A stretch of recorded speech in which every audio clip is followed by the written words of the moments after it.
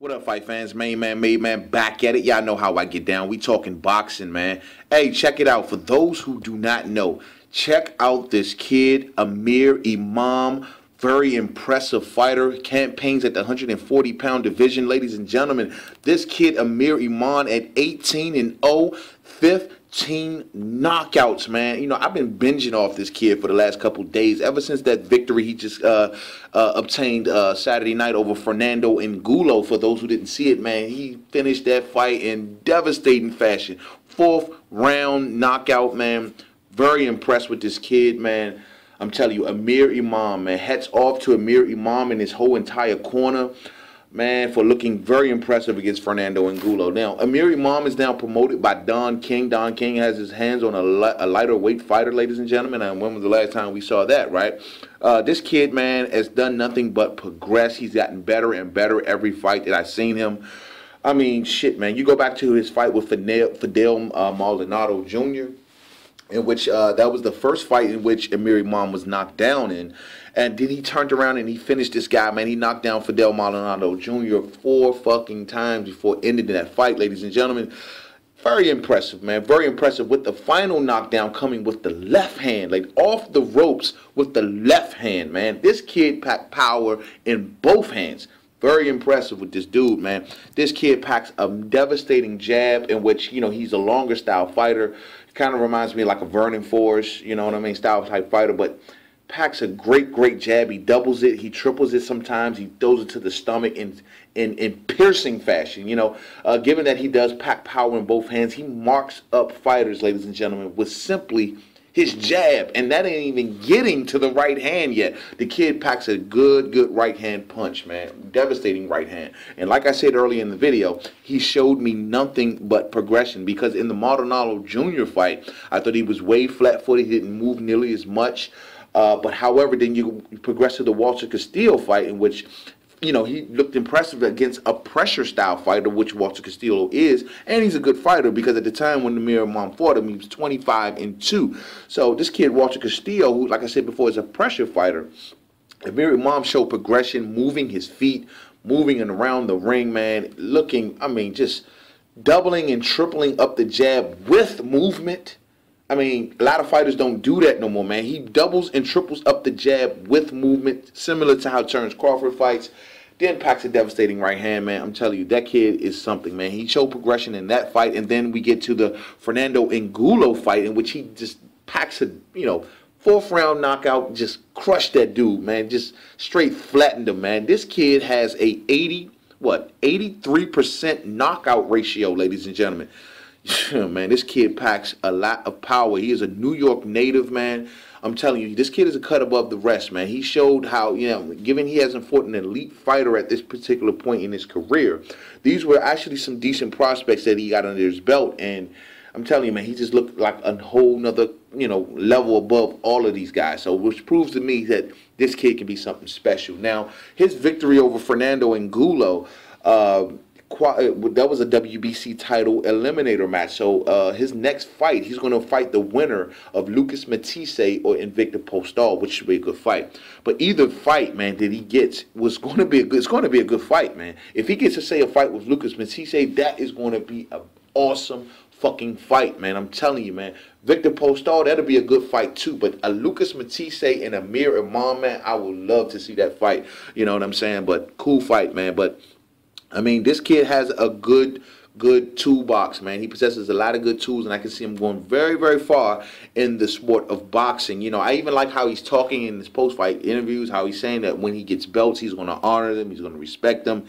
I guess it's easier said than done before you got to pay those sanctioning fees, you know what I'm saying? But the fact is, he respects belts, he respects champions.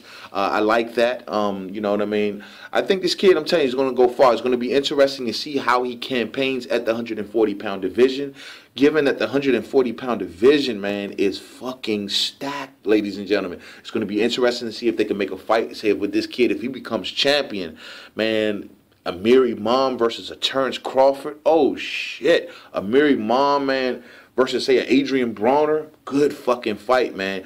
Who else we got at 140? We got Ruslan Provodnikov, you know what I mean? We got fighters like Tomas Delorme, man.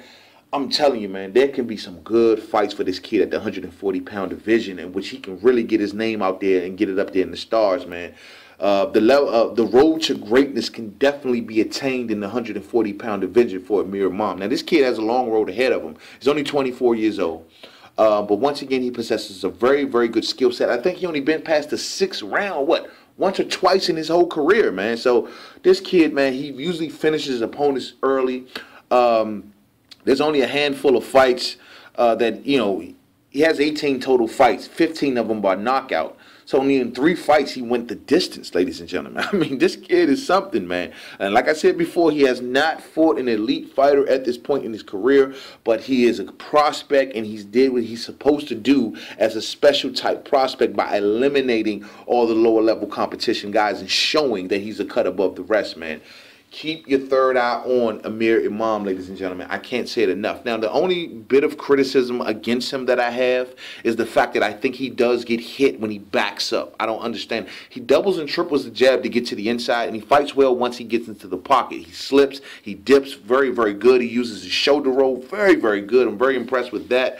But the thing is, once he starts to back out of that pocket or get away from his fighter, the guy he's fighting, he tends to get hit. He gets hit going backwards. So I'm pretty sure, like I said earlier in this video, he showed progression with time. I'm pretty sure that he will work on that thing. Another thing that I have on him is that I think he gets hung up on the ropes too long. A lot of people think he fights very well off the ropes. I do too, because he fights well off the ropes and in the pocket, but he does get hit. And a lot of the fighters that he stood on the ropes against were lighter punchers, you know what I'm saying? So it's not, I think he just stays there too long. Now, his final knockdown from Maldonado Jr.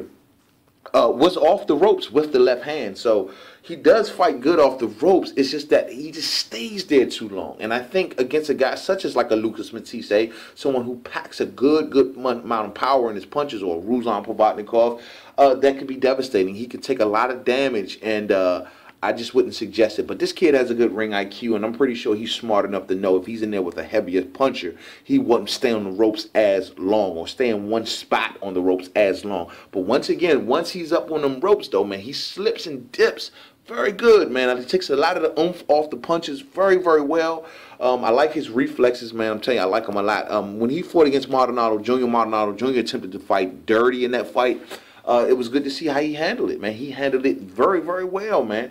I like this kid, y'all. I'm telling you, keep your third eye open on Amir Imam. And also, if this kid, like I said before earlier in this video, he can really attain greatness at the division that he fights in, man.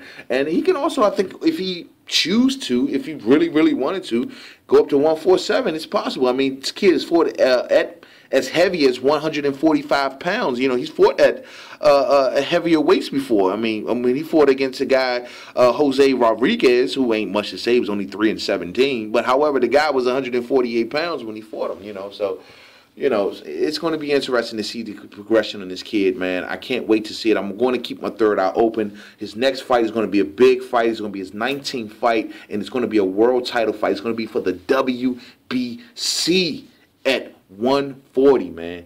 Look out, Amir Imam. I'm keeping my third eye open on you, and I hope I'm reporting more videos on this kid. But until the next video, it's your main man, Made Man. Don't forget to subscribe. Don't forget I'm on Twitter at MadeMan511. And don't forget I got a new like page on Facebook, Main Man, Made Man. Amir Imam, 18-0, 15 knockouts. Sharp as shit, man. Peace out.